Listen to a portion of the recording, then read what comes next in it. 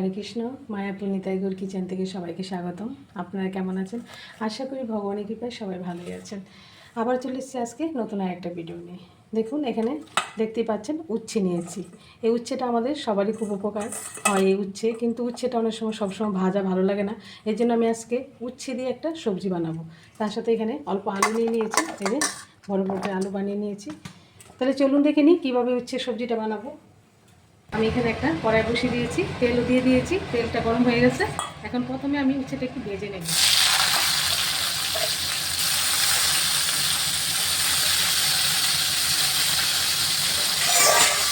স্বাদ মতো লবণ দিয়ে দিচ্ছি আর একটু হলুদ গুঁড়ো দিয়ে দিচ্ছি। এবার মিশিয়ে দিচ্ছি, ঢাকা দিয়ে একটু ভালো করে ভেজে নিচ্ছি। দেখুন এই যে উচ্ছেটা ভাজা হয়ে গেছে।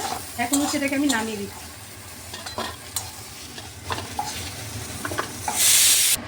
দেখুন কড়াতে আমি অল্প একটু তেলও দিয়ে দিয়েছি। এখন একটু ফোড়নের জন্য নিচ্ছি।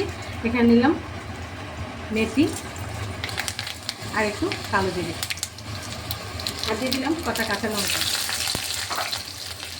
একটু মেথিটা আর লঙ্কাটা কালো জিরাটা একটু ভাজা হয়ে গেলে আমি এখানে দিয়ে দিচ্ছি এই যে আলু বানিয়ে রেখেছি, আলুটা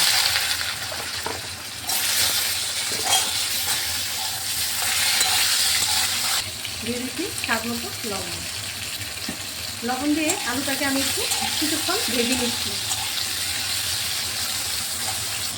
দেখুন এই যে আলুটা প্রায় ভাজা হয়ে গেছে। এখন আমি এখানে একটা মশলা নিয়ে নিয়েছি। এখানে নিয়েছি একটু কাশ্মীর লঙ্কা, একটু হলুদ গুঁড়ো, একটু ধনে গুঁড়ো। এটা আমি জল দিয়ে একটু গুলে নিচ্ছি। আমি দিয়ে দিচ্ছি। মশলাটাকে একটু আলুর সাথে ভালোভাবে একটু ভাজা ভাজা করে নিচ্ছি।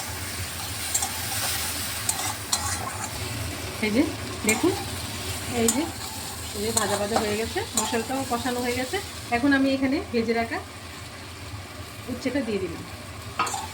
এটা দিয়ে আর কিছুক্ষণ একটু ভাজা ভাজা করে নিচ্ছি। আমি আবারও আরেকটু ভাজা ভাজা করে নিচ্ছি। রান্নাটা কি বলুন তো, যতক্ষণ আপনি সুন্দর করে অল্প আঁচে ভাজা ভাজা করে রান্না হয় সেই রান্নাটা খুব টেস্ট হয়।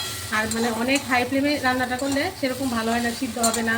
এরকম কথা বলতে বলতে একদম আমার ভাজাটা খুব সুন্দর হয়েছে, মশলাটা ভাজা হয়ে গেছে, আলুও সিদ্ধ হয়ে গেছে। এই যে এখন আমি পরিমাণ মতো জল দিয়ে দিচ্ছি।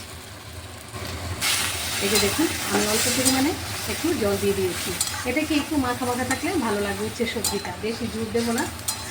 এখন আমি স্বাদ মতো আর একটু লবণ দিয়ে দিচ্ছি, স্বাদ মতো চিনি দিয়ে দিচ্ছি। ভালোভাবে একটু ফুটিয়ে নিলেই হয়ে যাবে উচ্ছে আলুর সবজি। এই দেখুন এই যে হয়ে গেছে, জোসটাও ফুটে গেছে, একটু মাখা মাখা হয়েছে। এখন আমি নামিয়ে দিচ্ছি। দেখুন রেডি হয়ে গেল উচ্ছে আলুর সবজি। এটা কিন্তু আমি অন্য মশলা দিয়ে করেছি, মেথি আর কালো জিরে দিয়ে। এটার স্বাদটা একটু আলাদা। আপনি একবার ট্রাই করবেন এরকমভাবে, মেথি কালো জিরে দিয়ে এই উচ্ছের সবজিটা খুবই ভালো লাগে, অপূর্ব লাগে এই সবজিটা। ভগবানকে ভোগ লাগিয়ে গরম রাইসের সাথে প্রসাদ পাবেন। তাহলে আজকে ভিডিও এখানেই শেষ। সবাই ভালো থাকবেন, সুস্থ থাকবেন। আবার দেখা হচ্ছে পরের ভিডিওতে। হরে কৃষ্ণ।